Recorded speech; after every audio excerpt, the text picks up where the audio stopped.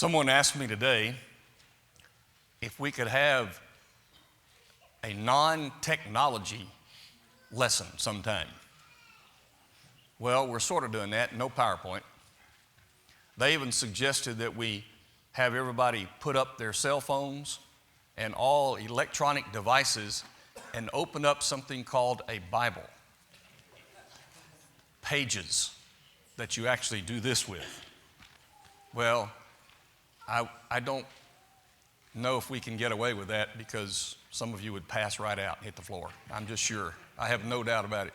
I've seen so many people on those things so much, it makes me think that the reason you're able to keep going is because you're getting some kind of power from that device. And if you set it aside for 5 minutes, you're out.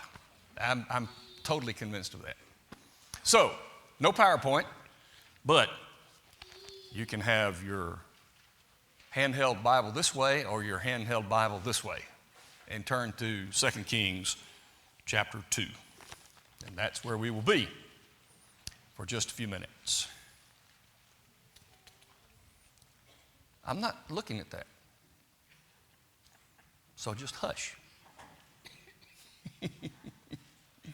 All right.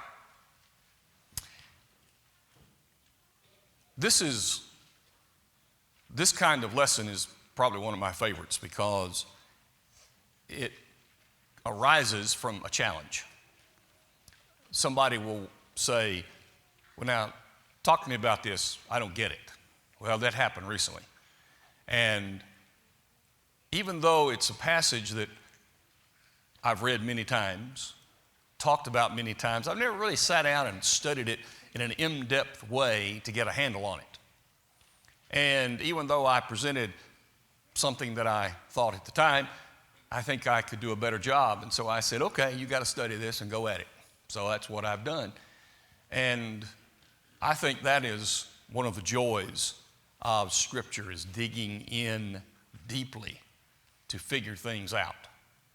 So, if you are struggling with a passage, an idea, a concept, then let me know. And I'll put together some material that we can then talk about it in this situation. All right, tonight. This story you've heard of, most of us have, because it's one of those really almost strange stories in Scripture. In fact, one writer said, you know it's right, you know it is actual, and you know it's real. Because there is, if it were not real, no writer would have made it up with bears. And I thought, well, that's interesting. They would have made it up with these mockers being killed in some way, but not with a bear, he said. That's a proof to him that this is a real story. Well, that's for others who have a problem with it. You and I don't have a problem with it. It's a real story. But trying to understand how it fits together. Because when you first read it, one of two things has to pop into your mind. One, man, Elisha was mean. Two, God was mean. Of course, there's a third thing that may pop into your minds. I sort of understand it.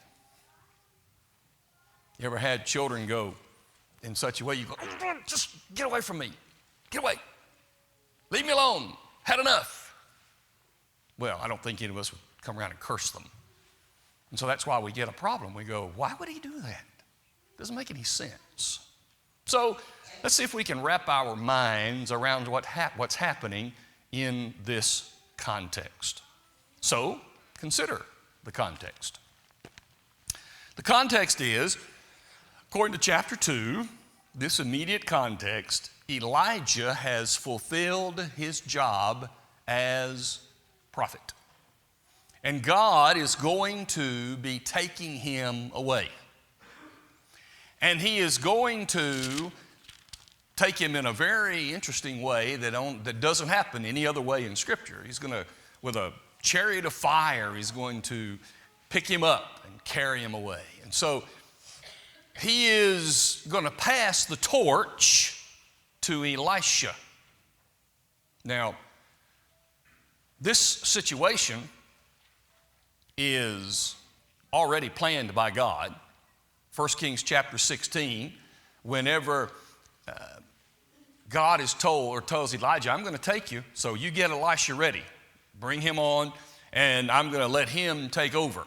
And he stays with him for a while until this moment. And in chapter 2, apparently God has said in the hearing not only of Elijah, but also of Elisha, that it's time. Let's get moving. And so they start heading toward the place where it is going to happen. Along the way, they meet 3 different groups of prophets, schools of prophets. Apparently, these schools were in different areas where God, through either appointed prophets or in some way, was teaching and working with these men who were prophets of God. Of course, prophet does not always mean one who tells the future. The word prophet means one who speaks for God. That's all it means. So while there was a great deal of future telling, the main point of the word prophet is forth telling, to tell forth. And so these schools were probably schools of preaching. It's probably what it was. And then God would use them also for telling the future. But each of them knew that Elijah was about to leave. And they said, don't you know, Elisha, what's happening? Yes, I do. Be quiet. Told him 3 times. And so the context is that Elisha is ready.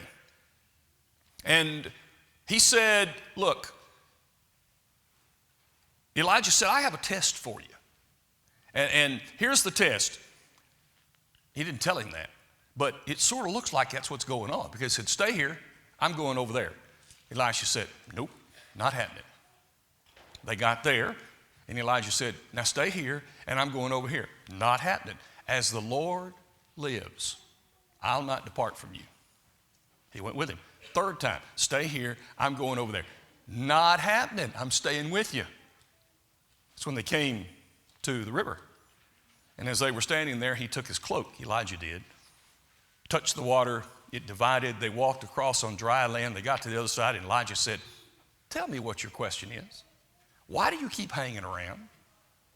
I think Elijah was performing a test to say, are you really ready to do this? Do you really want to take over? So now that you're here, what is going, I tell you what I want. I want a double portion of your spirit.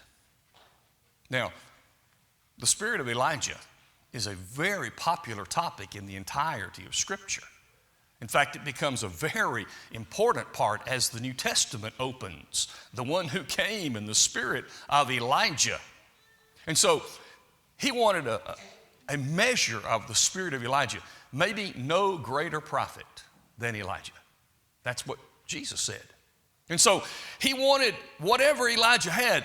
If I'm taking over, I want that. I understand that. You understand that. Anybody who's following somebody who was very, very successful at something, whatever you have, give it to me. Whatever helped you get there, I want to know about it. Tell me what I can do to be successful like you are. And Elijah said, okay, here's the deal. If you see it happen when the Lord takes me, it'll happen. You'll get a double portion. And of course, he saw it. The mantle of Elijah was left behind. Elisha took it, and that's what he began to use in the power of Elijah. And so the context is that Elisha now is beginning his time as prophet of God. Very important, seems to me. Now we come to the characters. Here is the problem, one of the problems with this text. One of the problems is in verse 23. The word, the New King James and the NIV say youths. The old King James Version said little children. Now, likely if you say youth in our language and we say little children, we probably are thinking about 2 different ages of people. And so we have to figure out, well, what is this? Who are these youths? Well, The word is used in different ways. It's used of Moses when he was a baby. It's used of Bathsheba's baby. It's also used of Absalom when he was about to start a rebellion to kick his father David out of being king. Quite a bit older. And in Genesis 34, it is used about a man about to be married. So obviously the word youth doesn't really help us much. It could be a little bitty baby, and it could be someone about ready to lead an army to revolt against the king. So the word is interesting. And that's what part of the problem is. We read about these little children, and we think of these 3 and 4 and 5 and 6-year-old children, and we think, why in the world would God and Elisha want to have bears attack them? So trying to figure that out is interesting. Number 2, it's interesting where this word originates. This word, na'ar, comes out of the Ethiopian language. And it meant to instigate a rebellion. It meant mischief. It meant revolt. So when you think of juvenile delinquents, that's what I thought about when I heard about what this word means. Juvenile delinquents. It is a word used to describe, it started out as a word used to describe a younger person who yet was old enough to be able to rebel and to be at mischief and to be held accountable for it. Now, there are some strange teachings in the world that interest me.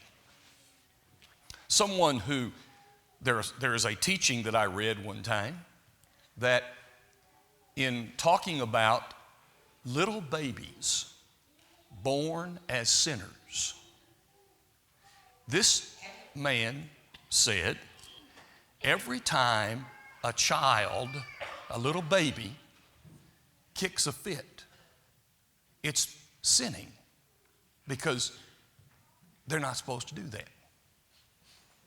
Now, if a 1-year-old kicks a fit and is doing some crazy things, we go, that's just a baby.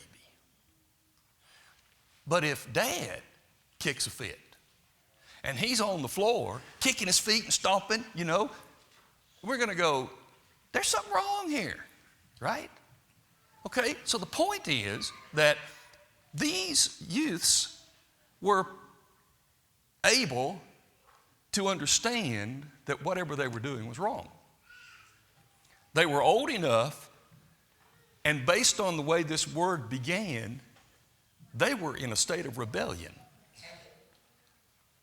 One writer, in fact, 2 or 3, made this statement, that this is really a reflection of the community.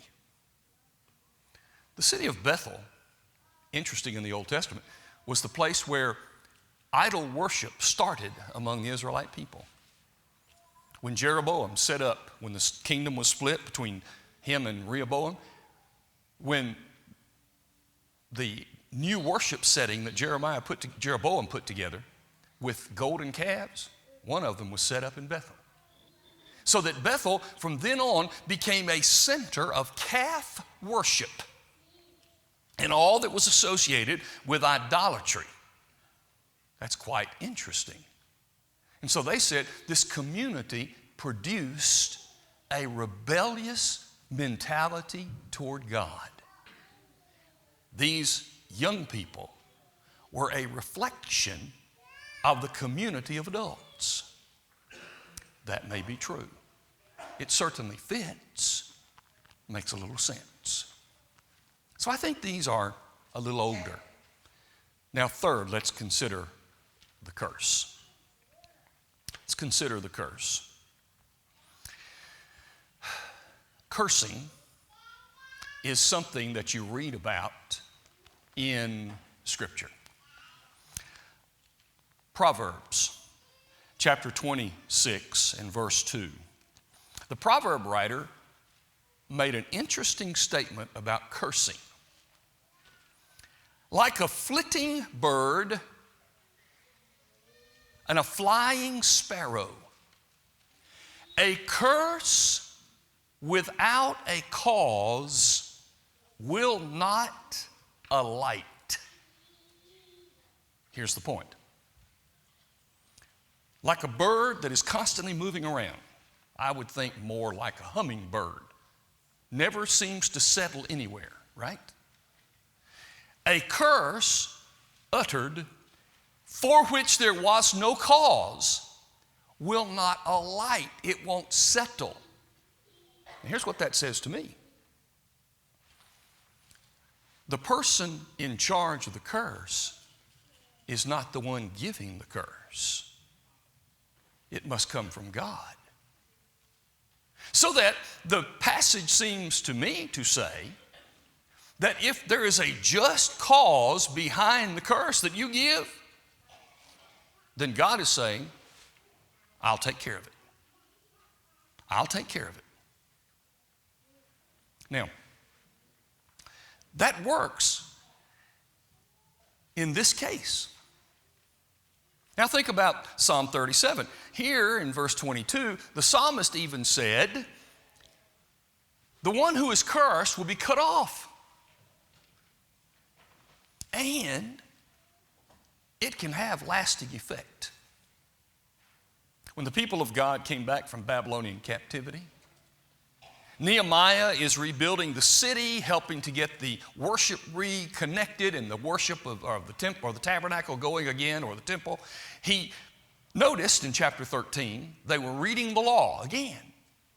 And in the reading of the law, they found out that no Ammonite shall ever come into the house of the Lord, ever. Because when the people of God, the text says, when the people of God were coming out of Egyptian captivity and they wanted to go through their land, the people of Ammon came out and opposed them. But you have to remember, Ammon was a relative of the people of God. They were relatives. And they wouldn't let them come through. And so God punished them forever. As long as that Mosaic law stood, no Ammonite was allowed into the temple of God. Didn't mean they couldn't worship God. Didn't mean they couldn't be faithful to God. But they weren't allowed to come into the temple. It had lasting effect. So, cursing from a person to others, not controlled by the one giving it, but rather controlled by God. And it could have these really lasting effects because they were going to be cut off if God sanctioned it, that there was a cause behind the curse. So then as we look at the curse, now we come to understand, here's what's going on. I don't know what fully is intended by go up, bald head. Well, I know this. He was going from the Jordan Valley up to Bethel, which was 3,000 foot rise in elevation. Maybe it was a play on words. Go on up there and do your thing. I will give a warning, not only to you all, but maybe even to myself. You know, you better be careful. You see this right here? Just be careful. And I'll try to be careful about saying anything to you as well. Because obviously saying something about a bald-headed person is pretty serious in the sight of God. I've had my hair a lot longer than I ever thought I would, so I'm thankful for that. But here's what's going on. Go up, you bald-headed man. Apparently, this was a mocking thing. You know, in the Old Testament, when a person was shaved bald, it was a point, and the point was to shame that individual. It appears that they were taking his natural baldness, turning it into a shameful thing for the purpose of mocking the man of God. It could have been his age as well. It was either his age or his position, or maybe both. But now, whatever was going on in this mockery, and in this, where they obviously were saying things to him that were wrong and they should have known it. Here's what's important in the text, putting it all together. Elisha turned and looked at them and cursed them.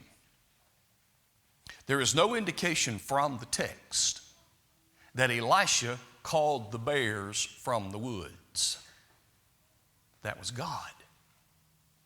You see, when God punishes, he's making a point. You remember what happens in Acts 5? When Ananias and Sapphira came in and they lied to God or to the people. They lied and said, yeah, this is how much money we sold the land for. We're giving it all to the church. Peter said, you're lying. You're lying. And what did God do right there? Struck them both dead. And in chapter 5, verse 5 of Acts, the text says, and all the people believed. See, the purpose of God in punishing sin is for the people around, part of it, around to see the results of sin and to be affected by it. When Korah stood up to Moses and said, God's not just talking to you, he's also talking to me. Moses said, okay, let's try that out and see. You go stand over there with your people, and I'm going to stand over here with my people, and we're going to say this. Let something happen that has never happened before. God will make the decision. Again, Moses did not say what was going to happen. He just said, here's the curse.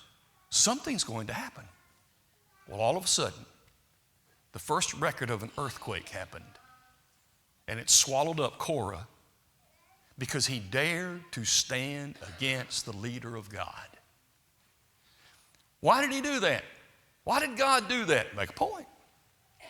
And the point is, you don't treat my people this way.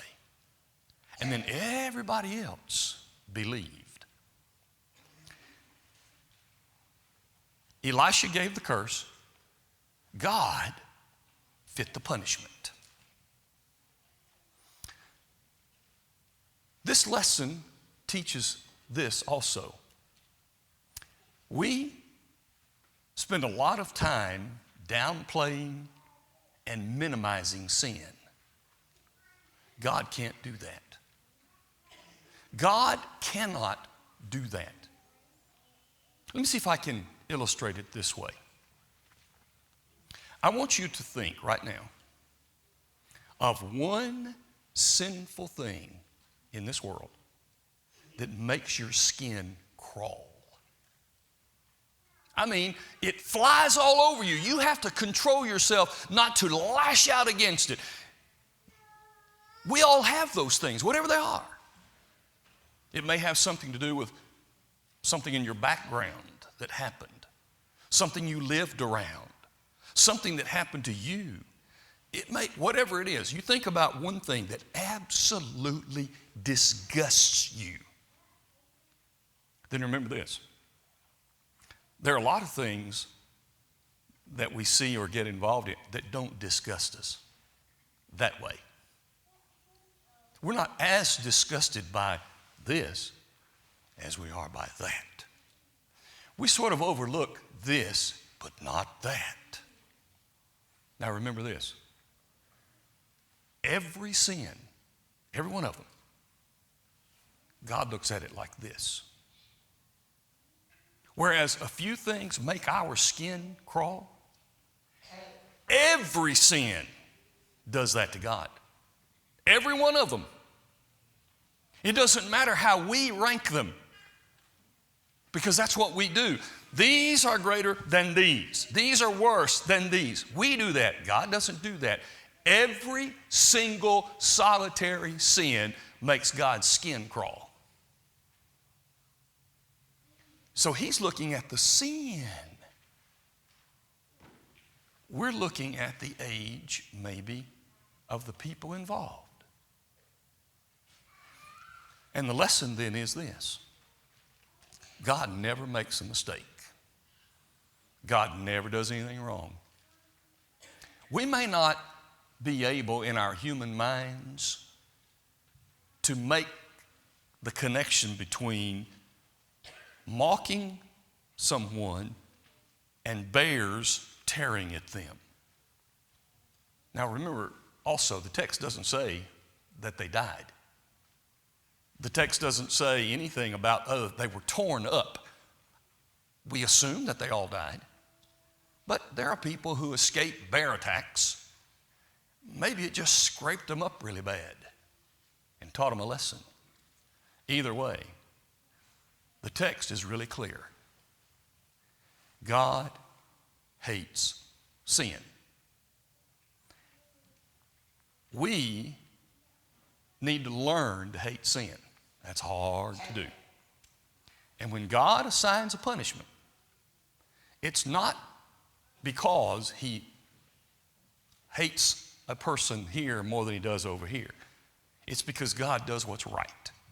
And at that moment, and in that situation, and in that place, that punishment established Elisha as the successor to Elijah with his full power, his full authority, and everybody now knew it. That, to me, helps me get through what seems to be a difficult thing, that bears attacked those that seem maybe to be younger. Well, think about that. Do some work on your own, some research on your own, see what you think about it. And if you find out something that could have been used better in this situation, let me know. I would appreciate it. Since God hates sin so much, but he also loves us so much, he sent Jesus. So tonight, anyone who's not right with Jesus can let the blood that he shed cleanse your life. For the first time, obedient in baptism to have them washed away, or again, because as we walk in the light, as he is in the light, his blood continues to cleanse when we confess, 1 John 1, 7 through 9. We're here for you tonight if you come as we stand and sing.